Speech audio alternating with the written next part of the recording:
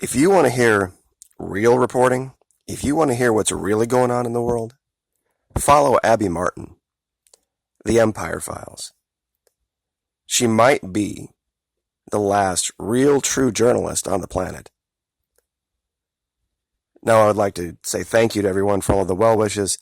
Still fighting the head cold, but soldiers don't get days off for head colds. It's just the way it is.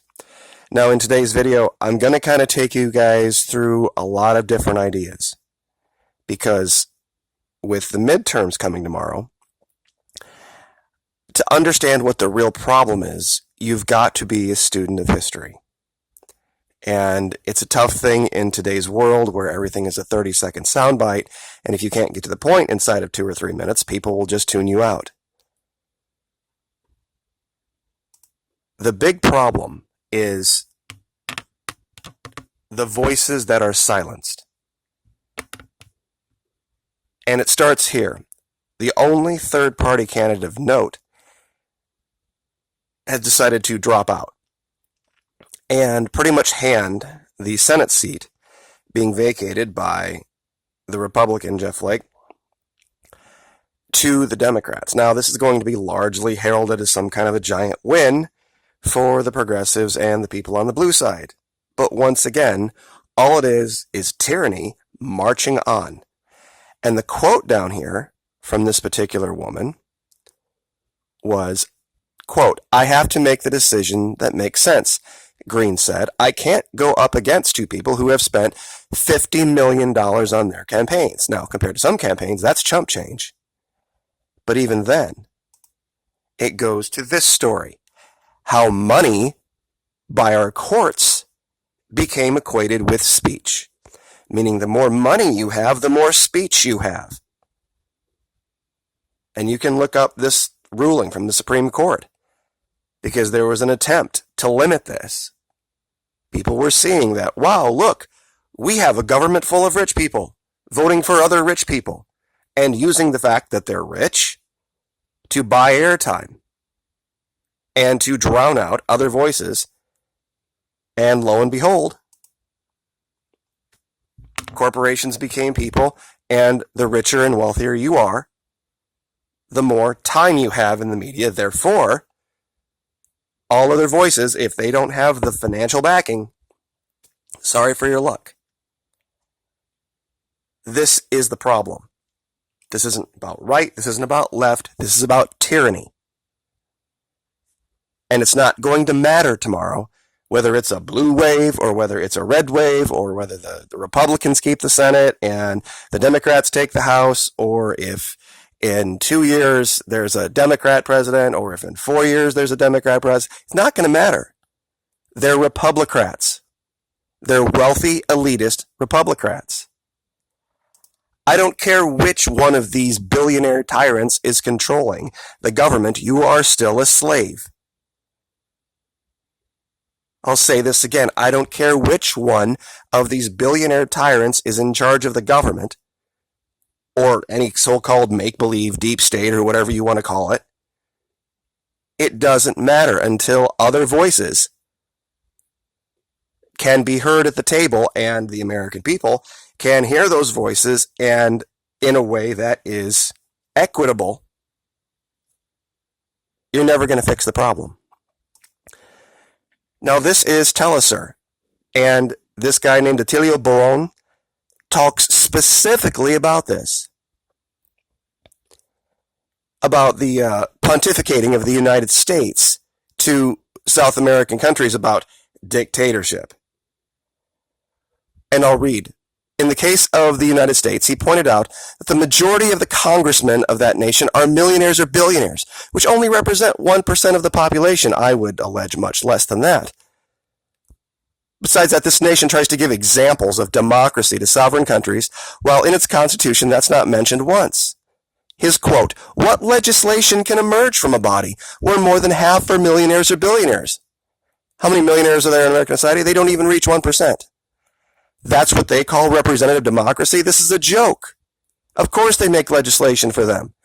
And like I said, it doesn't matter. This is why I used this icon for the thumbnail for yesterday's video because I thought it would just grab your attention. Because this ALBA, A-L-B-A, Alianza Bolivariana para los Pueblos de Nuestra América, these 7 countries, what they have tried to do is create an alliance, a loosely bound alliance that much mimics our original 13 colonies. One of the things that a lot of people don't remember from this time is that these 13 colonies did not get along all that great. They weren't one united force. In fact, there was a great deal of discussion, for lack of a better term. We'll get to that in a minute. That was mimicked here in this movie, The Patriot, that I know a lot of you have seen, about how South Carolina was like, sorry for your luck, Massachusetts. If you're going to war with England, don't expect support from us. Not our problem. Because they literally saw themselves as 13 independent colonies, almost how we would see South American countries now. They had no interest whatsoever. In fact, I think the quote was, why would I trade one tyrant 3,000 miles away for 3,000 tyrants 1 mile away?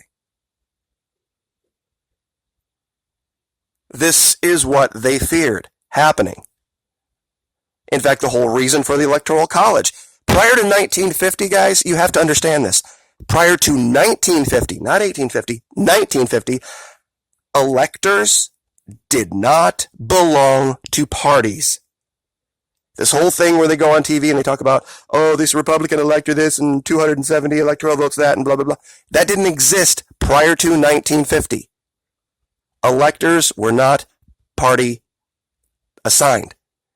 They were state assigned, and I could do a whole other video on that.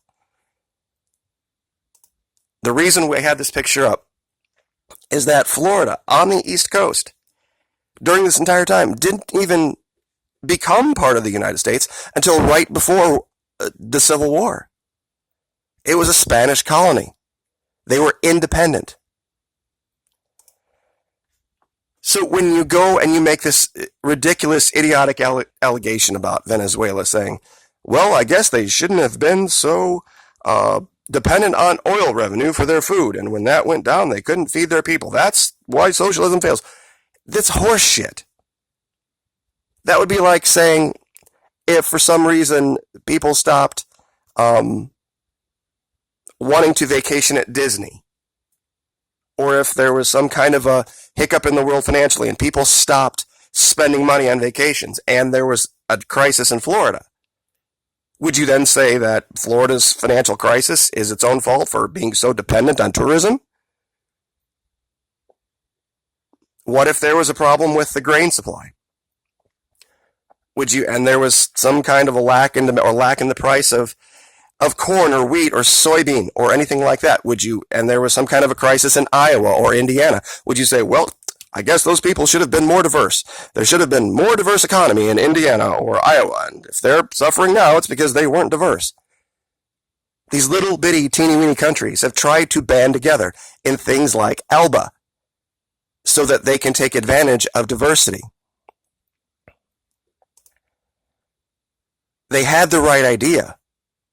And the right idea at the time was that we not be ruled by one idea or the other idea. That every state had its own thing going on. That's why, and I've been accused of this a lot, that I put out problems and no solutions. I'm all for secession. All for it. California goes, wonderful. Texas, fantastic. Would love to visit sometime if you have an idea for secession and you need a visa or whatever travel documents are necessary. Just make it public. We'll go through whatever and we'll come visit Texas, just like we would go visit any other foreign nation. Same thing with California. Florida, I think it would be a fantastic idea to break up this Republican tyranny. Imagine what elections would look like then. And now I want you to look at this map. Under the idea now of independent people making independent decisions for themselves. Hell, California right now, if you took California, Washington, and Oregon, they have more people in those 3 states than the entire 13 colonies had combined.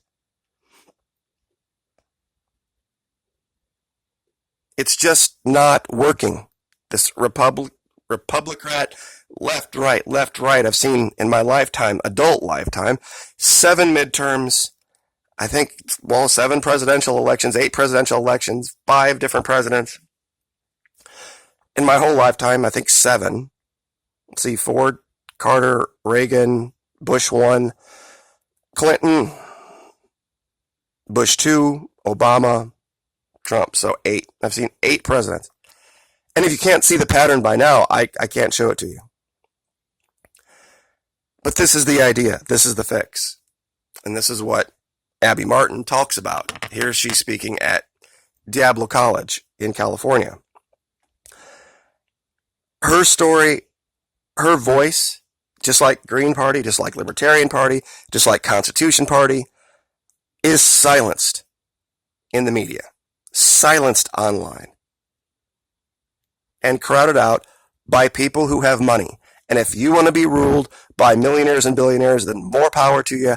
You just get to choose whatever millionaire or billionaire seems to agree with your, particular bend. But some of us would rather have the messy idea of true democracy. And it might not be as cozy as it is now. Things weren't cozy in the 13 colonies. There were people at that time that thought going to war with England over freedom was a bad idea. In fact, at one time, most people in the colonies thought it was a bad idea because they enjoyed the wealth that England provided. They enjoyed the protection that England provided. Excuse me.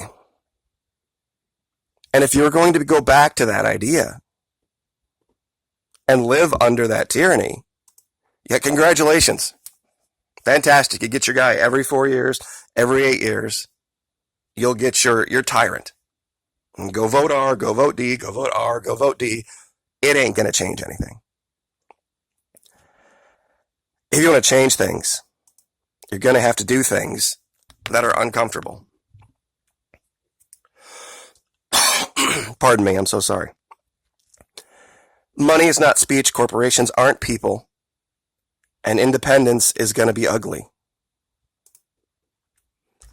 And we're going to have this conversation sooner rather than later if we are going to save any vestige of freedom. We are later going to have, I'm going to try to go live if I can kick this cold with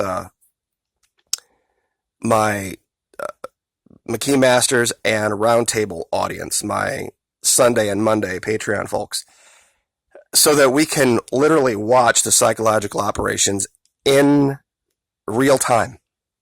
And we can identify them literally as it comes out of their mouth, whether it's the Fox News babes or whether it's Jake Tapper or whoever the hell it is from the corporate media. We'll literally be able to see it, pause it, stop it, and go, see what he said right there, or see what those girls said or did over there. That's the psyop. That's the game. So we will leave it there, but I would highly, highly, highly recommend. The Empire Files is on YouTube. The Empire Files has their own website. Watch what this woman has been able to achieve in the last decade. The things that she has been able to uncover about both the left and the right in this country will give you a real perspective on the truth about the problems we are facing as a country. There is no R solution. There is no D solution.